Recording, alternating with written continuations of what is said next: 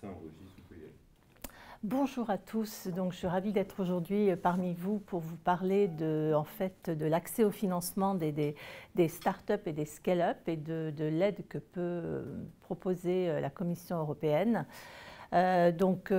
Juste 2 mots au niveau de mon parcours. Je travaille donc pour la Commission européenne au niveau de la direction recherche et innovation et je suis également mentor de start-up au niveau de l'incubateur HEC du village Baïséa de Paris Senco et j'ai travaillé notamment à l'international. Donc je fais notamment du mentorship au niveau de tout ce qui est développement à l'international et accès au financement. Si on peut avancer. Voilà, donc je vais vous parler en fait au niveau de l'Europe. Il y a un programme cadre qui s'appelle Horizon Europe et vous avez différents programmes de financement et de support à l'innovation, dont le EIC Work Programme. EIC, c'est le Conseil européen de l'innovation. Donc en fait, c'est un programme qui est assez unique dans le monde et qui permet aux startups d'accéder à des financements, de se développer, puisqu'il y a des possibilités de faire de l'accélération à différents services de coaching au niveau de ce programme. On bénéficie donc d'un fonds, vous voyez, qui est important de 10 milliards d'euros. Donc c'est un fonds assez énorme qui est centré sur l'innovation avec une approche proactive. Et le but, c'est également de faire en sorte que les écosystèmes de l'innovation communiquent et travaillent entre eux. Voilà. On peut aller au nouveau slide. Alors pourquoi est-ce qu'on a créé ce Conseil européen de l'innovation? En fait, cet outil au sein d'Horizon Europe, c'est véritablement pour, je dirais, stimuler l'innovation européenne par rapport effectivement au marché américain ou au marché asiatique. Donc avec 3 grands buts, donc augmenter la performance au niveau de l'innovation, favoriser la recherche, notamment au niveau de tout ce qui est l'innovation, ce qu'on appelle les breakthrough innovation, donc les innovations de rupture, les deep tech. Également permettre aux startups, je dirais, de surmonter ce qu'on appelle la vallée de la mort, c'est-à-dire à un moment donné dans le développement d'une startup, il y a un point donné où elle a un problème d'accès au financement et justement l'Europe a réfléchi là-dessus pour essayer de trouver des solutions. Et comme je le disais, au niveau des écosystèmes d'innovation, favoriser la collaboration entre eux de manière à ce qu'effectivement il y ait un développement plus puissant en termes d'innovation. Suivant. Donc en fait, ce slide est assez parlant. Pourquoi? Parce qu'il illustre le fait que vous avez les VC américains vont investir 4 à 5 fois plus dans les startups que les VC européens. Donc en fait, ça pose véritablement un problème pour les innovations de rupture et il faut trouver d'autres accès au financement pour les startups pour qu'elles deviennent des scale-up. Suivant. Donc en fait, aussi la problématique qu'on a, bon en France, on a le classement Next 40, mais on sait aussi qu'on veut que nos startups deviennent des unicornes. Et là aussi, c'est une problématique, on le voit, c'est très parlant au niveau de l'Amérique du Nord ou de l'Asie. On a des scale-up qui deviennent des licornes. L'Europe est encore un peu à la traîne. Donc il faut faire quelque chose. Suivant.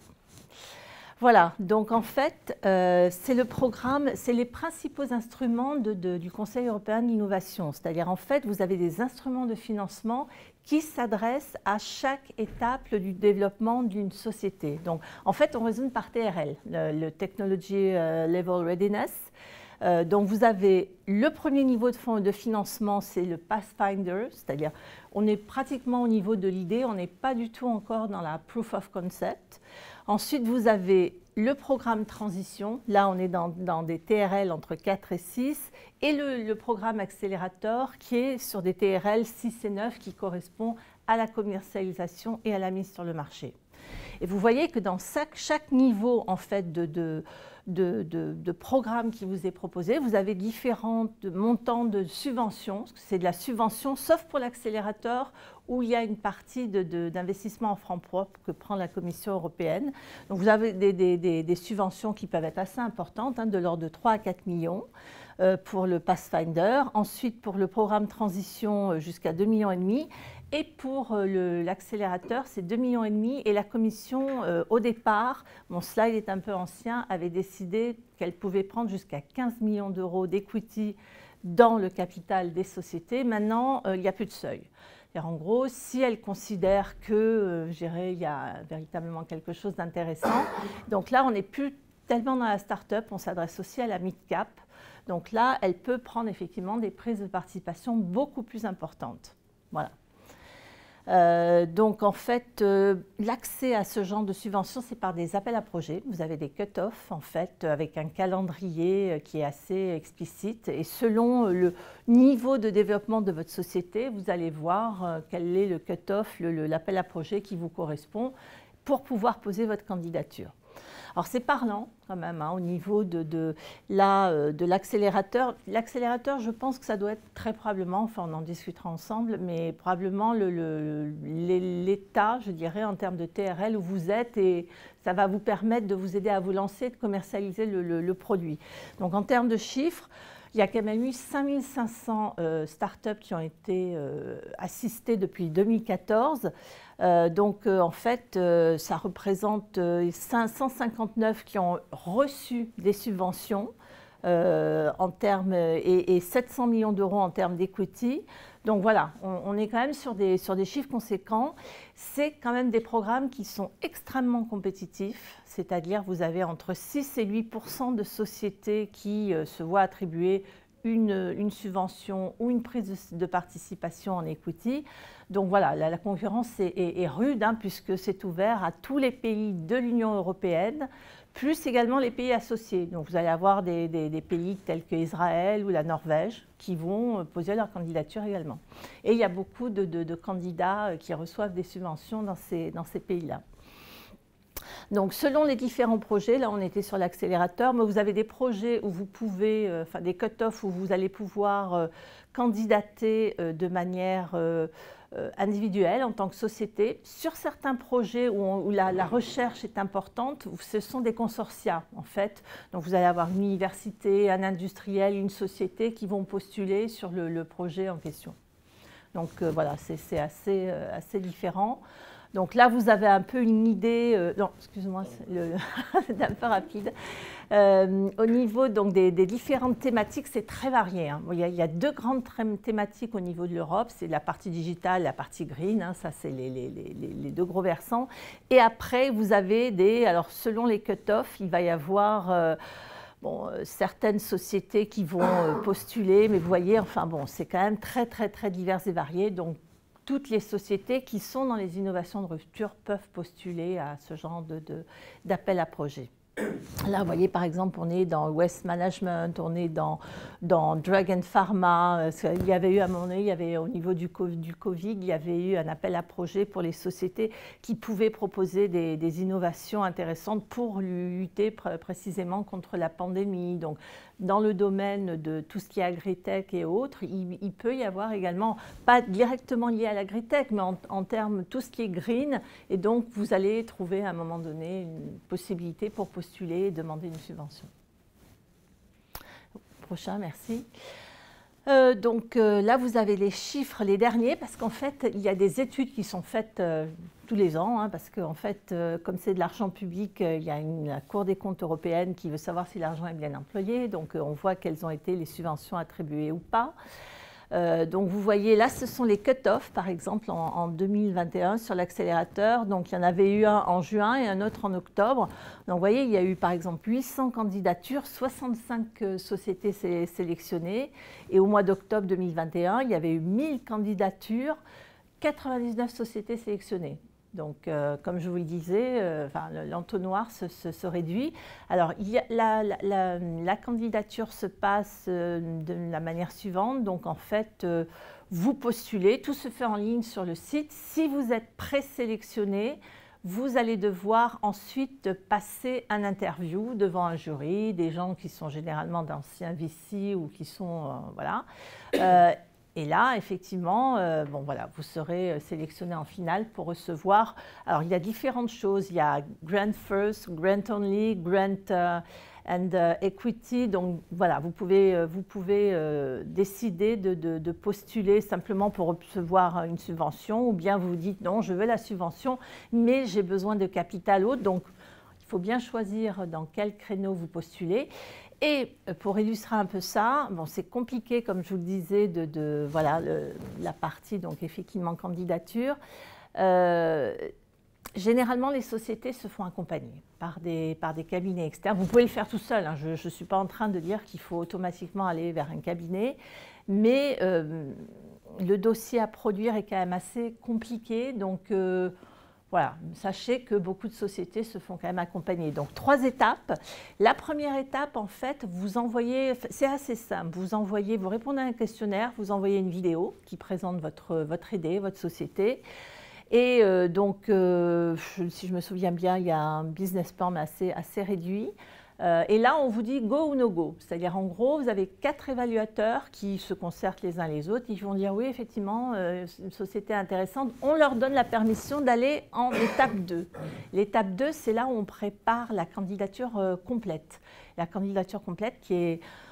C'est du 50-60 pages quand même, hein, donc c'est très fourni, hein, ce n'est pas à remplir de feuillets. On va vous demander des infos sur le business plan, votre projection à terme, l'équipe, comment vous comptez implémenter, cet argent va servir à quoi, etc. Voilà. Là, vous pouvez avoir des coachs qui vous aident pour préparer justement la candidature. Vous avez droit à des services de coaching. Et donc, si vous êtes sélectionné dans cette étape 2, c'est ce dont je vous parlais, en étape 3, donc là, vous pitchez comme devant un investisseur, devant un jury qui va décider si votre projet est intéressant pour la Commission européenne et si elle a envie d'y investir.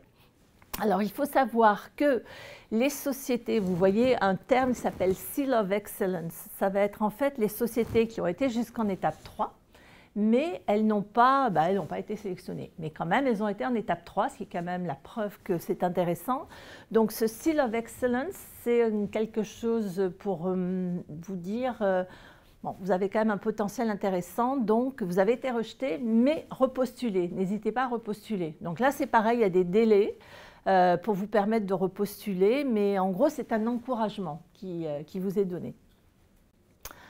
Je pense que je vous ai expliqué tout le process de candidature.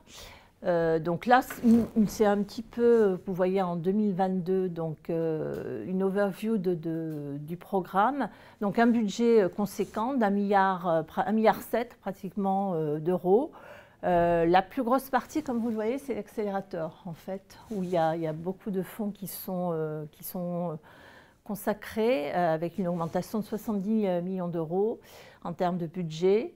Des calls, donc vous en avez à peu près 3 par an. Il y a effectivement, comment dirais-je, dommage qu'il n'y ait pas de dames ici, mais il y a un encouragement pour tout ce qui est femmes, chefs d'entreprise, innovateurs ou autres. Donc il y a des prix spécifiques pour encourager les femmes à postuler.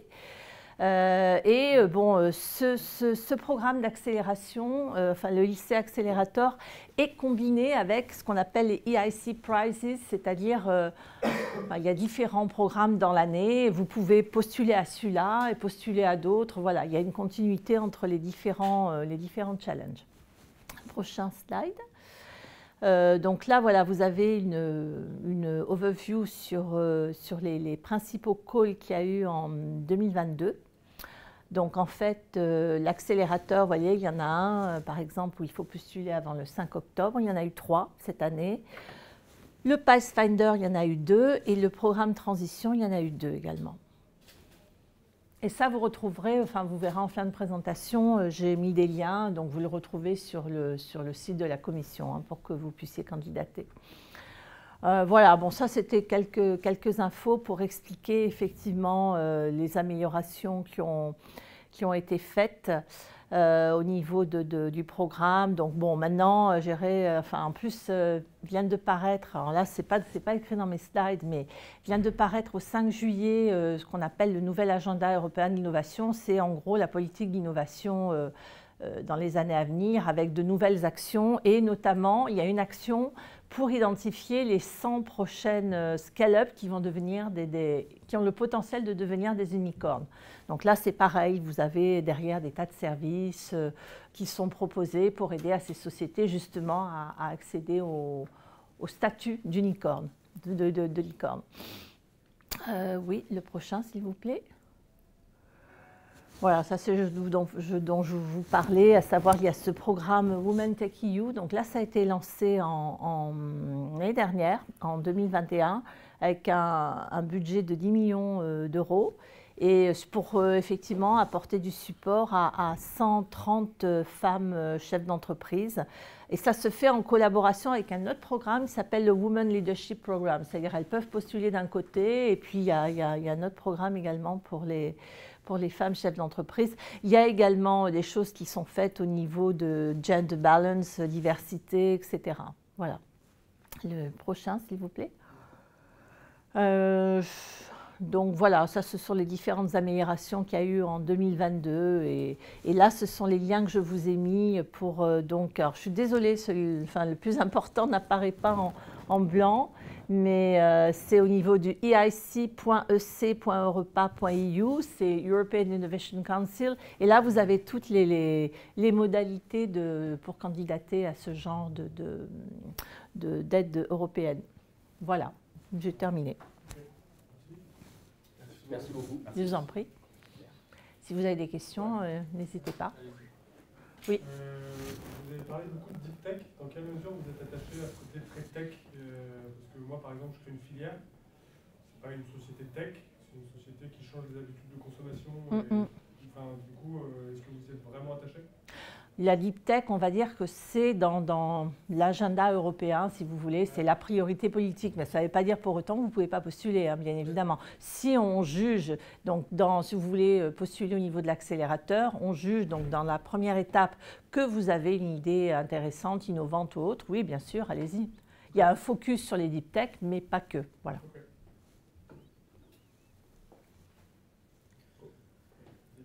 J'ai une question concernant les critères de sélection dans les différents programmes.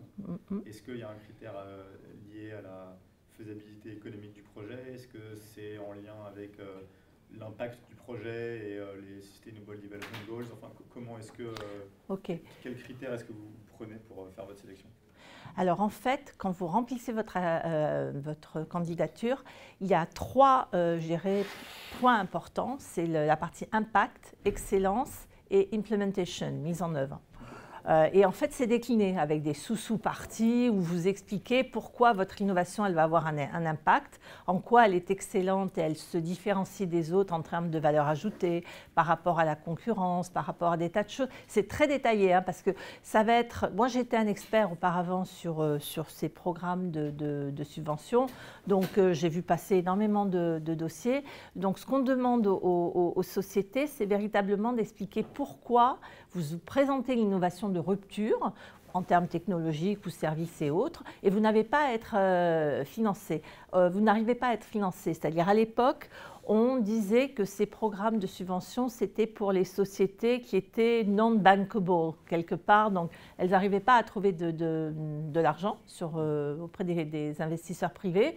Et donc, le secteur public jouait un rôle pour les aider précisément à trouver du financement. Et donc, pour évaluer ça, donc, toute société privée toute entreprise peut postuler. Le stade de développement, je vous ai expliqué, hein, il y a les TRL, c'est ça qui va permettre de dire je vais postuler plutôt dans tel programme que par rapport à tel autre. Et ensuite donc, il y a ces trois grandes familles en termes d'implémentation où il faut exposer, bon, une société où il y a un seul créateur, il n'y a pas d'équipe, ça va être compliqué.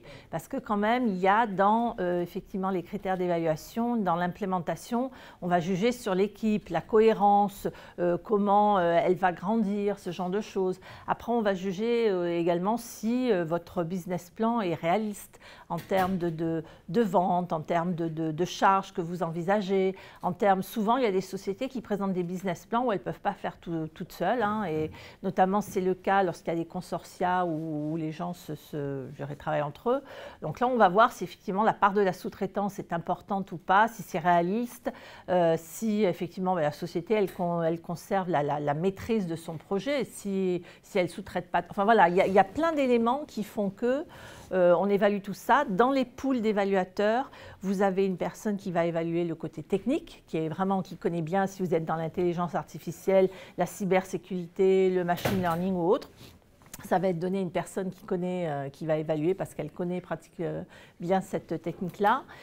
Également en secteur d'activité, c'est-à-dire on est dans l'agritech, vous allez avoir des gens qui connaissent particulièrement bien. Au niveau du business, bon, moi j'ai évalué au niveau business, au niveau de la cohérence des business plans, de la stratégie, de ce genre de choses. Donc voilà, tous les aspects sont véritablement étudiés et étudiés en détail. Du coup, il faut ne pas réussir à se financer via des acteurs privés, c'est mieux, d'accord. Absolument. Vous justifiez qu'en gros, vous avez... ce qu'on regarde beaucoup dans les dossiers qui sont fournis, c'est les letters of intent. C'est-à-dire vous êtes en contact avec des grands comptes qui disent « ouais, on trouve que c'est vraiment intéressant ce qu'ils veulent faire, donc si ça démarre et tout ça, mais nous, demain, on veut être partenaire avec eux ou on a un projet effectivement pour développer l'offre avec eux ». Ça, c'est quelque chose de poids quand on étudie la candidature. Mais le critère, effectivement, c'est de dire le marché privé ne peut pas répondre à la demande, donc... effectivement, non, on n'arrive pas à être financé, donc on demande au secteur public de nous apporter leur aide. Je suis désolé, on va poursuivre les questions dehors. De toute manière, on a les